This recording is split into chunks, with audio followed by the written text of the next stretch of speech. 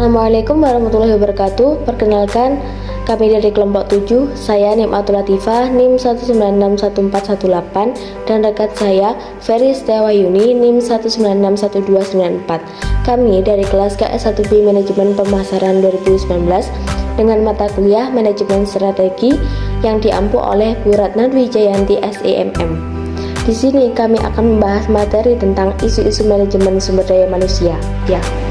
Manajemen sumber daya manusia adalah suatu ilmu atau cara bagaimana mengatur hubungan dan peranan sumber daya atau tenaga kerja yang dimiliki oleh individu secara efektif maupun efisien yang dapat digunakan secara maksimal sehingga tercapai tujuan bersama perusahaan karyawan menjadi maksimal. Isu-isu MSDM. Isu-isu strategik dalam manajemen sumber daya manusia. Yang pertama, pemanfaatan teknologi informasi. Yang kedua, pengelolaan sumber daya manusia yang beragam. Yang ketiga, penentuan pemanfaatan sumber daya dari luar organisasi. Yang keempat, perekayasaan sumber daya manusia melalui teknologi informasi. Isu-isu kontemporer dalam mengelola manajemen sumber daya manusia. Yang pertama, mengelola perampingan perusahaan. Yang kedua, mengelola keanekaragaman angkatan kerja. Yang ketiga, mengelola pelecehan seksual. Yang keempat, mengelola keseimbangan antara kehidupan pribadi dengan pekerjaan. Yang kelima, mengendalikan biaya SDM. Penyebab isu dan jenis isu. Munculnya sebuah isu dapat disebabkan yang pertama, ketidakpuasan sekelompok masyarakat. Yang kedua, terjadinya peristiwa dramatis. Yang ketiga, perubahan sosial. Yang keempat, kurang optimalnya kekuatan pemimpin. Jenis-jenis isu. Yang pertama, ada isu-isu internal, yaitu isu yang bersumber dari internal organisasi. Yang kedua, isu eksternal, yaitu mencakup peristiwa-peristiwa atau fakta-fakta yang berkembang di luar organisasi yang berpengaruh langsung maupun tidak langsung pada aktivitas organisasi. Pentingnya isu-isu strategik dalam MSDM. Banyaknya organisasi yang telah menyadari bahwa peranan teknologi informasi sangat penting dalam meningkatkan keunggulan yang bersaing dari organisasi tersebut. Organisasi harus dapat memadukan teknologi tersebut dengan strategi organisasi. Perkembangan lingkungan internal maupun eksternal suatu organisasi membawa dapat terhadap nilai-nilai tertentu yang telah lama dianut oleh organisasi pada umumnya. Dalam hal ini, organisasi dihadapkan pada penentuan keputusan untuk membuat sendiri suatu produk penunjang tertentu atau lebih baik membelinya dari pihak lain. Perubahan yang begitu cepat di dalam maupun di luar organisasi menuntut perusahaan untuk ikut melakukan perubahan secara total atau mendalam. Selanjutnya akan dilanjutkan rekan saya, Mbak Feris. Baik, saya akan melanjutkan presentasi dari Mbak Eva. Pengelolaan MSDM terhadap beberapa isu strategik. Broderick dan Boudreau menyarankan 1. Organisasi yang menerapkan strategi cost leadership sebaiknya memilih transaction processing, reporting, tracking. 2. Organisasi yang menerapkan strategi quality, customer satisfaction sebaiknya memilih expert system. 3. Organisasi yang menerapkan strategi innovation sebaiknya memilih decision support system. Permasalahan isu-isu SDM. Tenaga kerja sekarang lebih mudah berpindah dan bergerak daripada yang dahulu.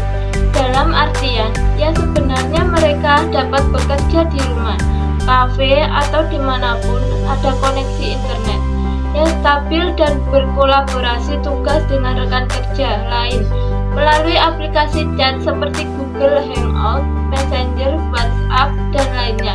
Diperkirakan 60% tenaga kerja di Amerika Serikat adalah freelancer. Tenaga negara Eropa dan sebagian besar dunia juga sudah mengikuti tren ini.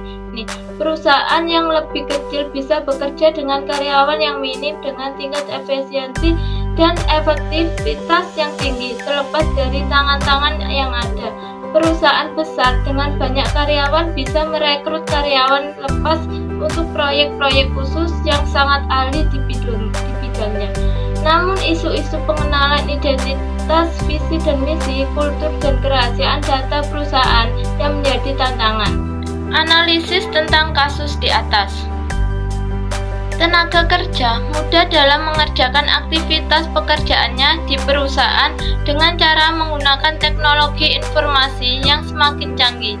Bahkan telah diperkirakan tenaga Amerika Serikat adalah tenaga kerja freelancer yang belum tentu kebenarannya. Memang saja dalam menggunakan tenaga kerja freelancer dapat mengefisiensikan dan mengefektifkan pekerjaan, akan tetapi tidak akan ada penilaian kinerja karyawan secara langsung.